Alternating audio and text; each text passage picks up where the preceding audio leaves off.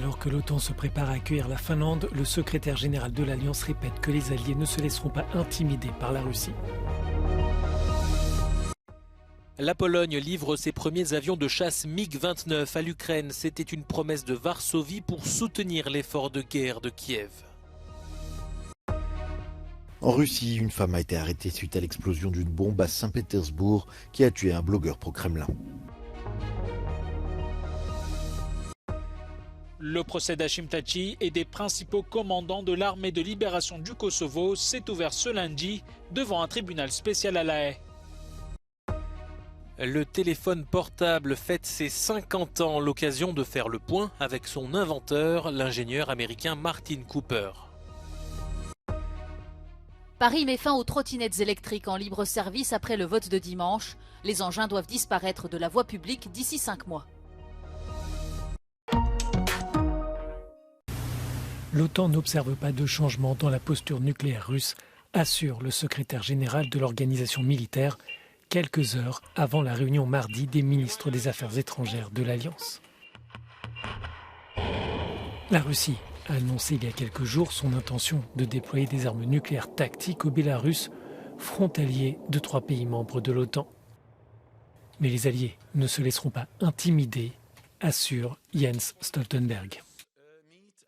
The announcement by President Putin is part of a pattern of dangerous, reckless nuclear rhetoric, where Russia and President Putin tries to use nuclear weapons as a way to prevent us from supporting Ukraine. We will not be intimidated. We will continue to support Ukraine.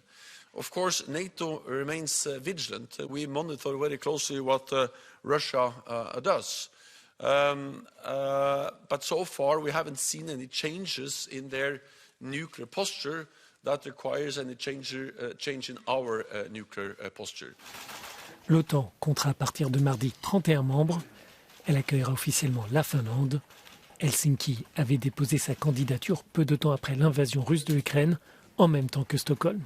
L'adhésion suédoise demeure en revanche pour le moment dans l'impasse. La Turquie et la Hongrie ne veulent pas donner leur feu vert. Le secrétaire général de l'Alliance reste optimiste et assure que la Suède rejoindra prochainement l'OTAN. We should not leave the impression in the way that Sweden is left alone. No, Sweden is very much inside NATO, integrating into military and civilian structures. Allies are ready to act, and it's inconceivable that there were going to be any threats or military attacks against Sweden without NATO reacting. Lors de cette rencontre de 2 jours à Bruxelles, les ministres des Affaires étrangères évoqueront aussi un nouveau plan de dépenses militaires. Les États membres devront consacrer au minimum 2% de leur produit intérieur brut pour la défense. La Pologne a livré les premiers avions de chasse MiG-29 qu'elle avait promis à l'Ukraine. L'annonce a été faite ce lundi par un responsable de la présidence polonaise. À la mi-mars, la Slovaquie et la Pologne avaient promis des avions de combat à Kiev, une première pour des pays de l'OTAN. Une 40aine d'appareils doivent être fournis, mais on ne sait pas pour l'heure combien ont été livrés. Cette annonce intervient 2 jours avant la visite du président ukrainien Volodymyr Zelensky en Pologne, pays voisin et allié dès les premiers jours de la guerre. Ce lundi, le ministre allemand de l'économie s'est lui rendu à Kiev. Dass die Ukraine ein klares Zeichen kriegt, dass wir daran glauben, dass sie siegreich sein wird, dass sie wieder aufgebaut wird, dass es ein Interesse von Europa gibt, nicht nur in der Not zu unterstützen, sondern dass die Ukraine auch ein wirtschaftlich starker Partner in der Zukunft sein wird. Des représentants d'entreprises allemandes accompagnaient le ministre, avec pour but de s'impliquer dans la reconstruction du pays et d'évoquer également la coopération en matière énergétique.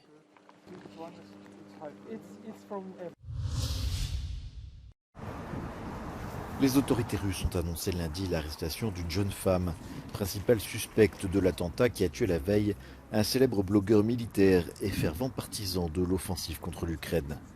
Vladlen Tatarsky est mort alors qu'il prenait la parole lors d'un événement public. Les médias russes rapportent qu'une femme lui a offert une boîte qui a explosé, 30 personnes ont été blessées et 19 d'entre elles ont été hospitalisées, selon le gouverneur de la région. Дали ему якобы какая-то покойница подарила подарок, статуэтку. Все. Ну и после этого через там, может быть, 3-5 минут, я не знаю точно, произошел взрыв. Что сказать? Vladlen Tatarski est le pseudonyme de Maxime Formin, qui a accumulé plus de 560 000 adeptes sur sa chaîne Telegram. Contrairement à de nombreux autres blogueurs militaires russes, il s'était rendu pour des reportages sur la ligne de front en Ukraine. Le blogueur était connu pour s'être montré critique de la hiérarchie militaire aux commandes. Depuis le début des combats en Ukraine, plusieurs incendies, explosions et assassinats se sont produits en Russie, sans lien évident avec le conflit.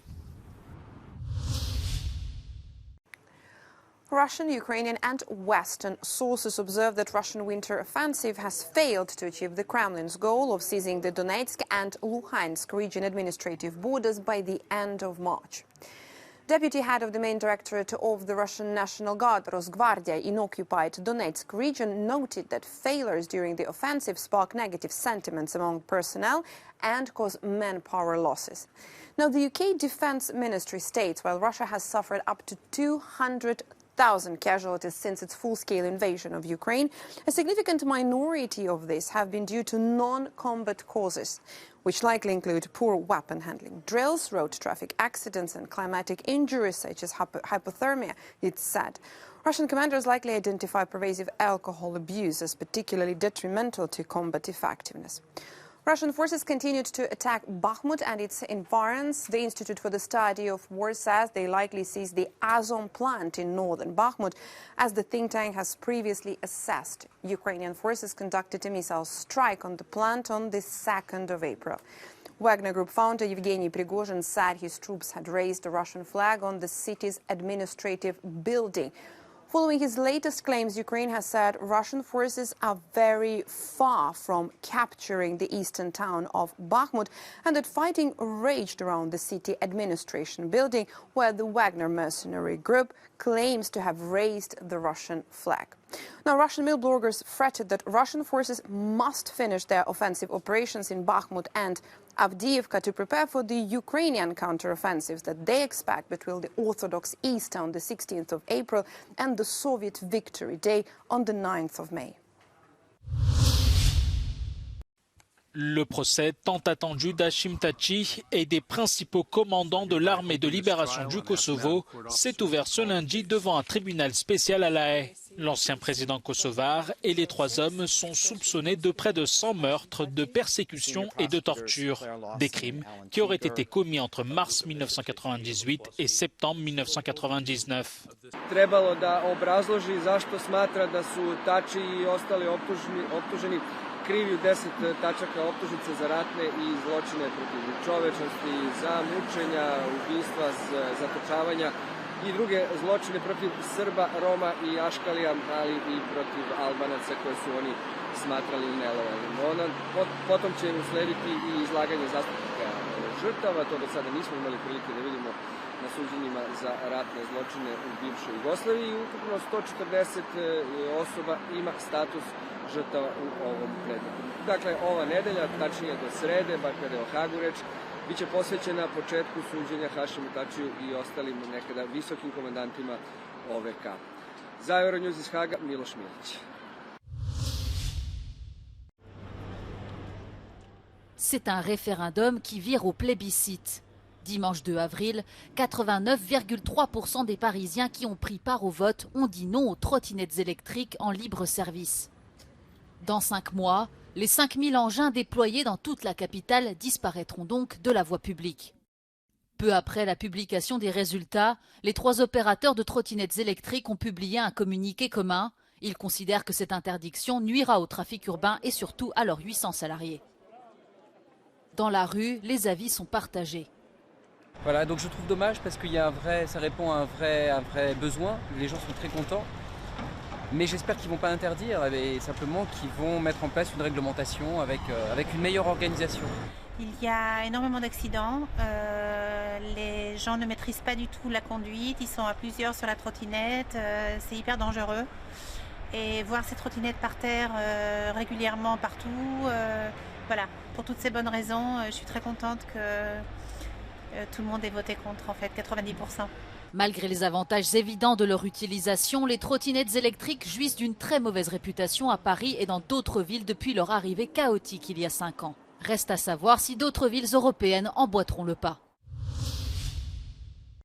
This is the very first handheld cellular telephone. Il y a 50 ans, le 3 avril 1973 à New York, l'ingénieur Martin Cooper passait le tout premier coup de téléphone depuis un appareil mobile. À la tête d'une équipe de concepteurs et d'ingénieurs chez Motorola, il avait appelé son rival chez Bell System en concurrence pour concevoir un outil révolutionnaire. I said, Joel, this is Marty Cooper. He said, hi, Marty. Joel, I'm talking to you on a handheld cell phone, but a real cell phone, personal, portable, handheld. There was silence on the other end of the line.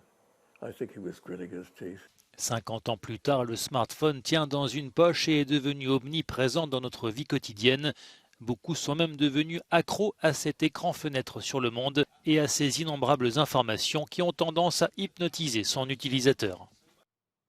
I am devastated when I see somebody crossing the street and looking at their cell phone. And that's a very common occurrence, and they are out of their minds. You have to have faith in humanity, and I do. The humans, sooner or later, figure it out.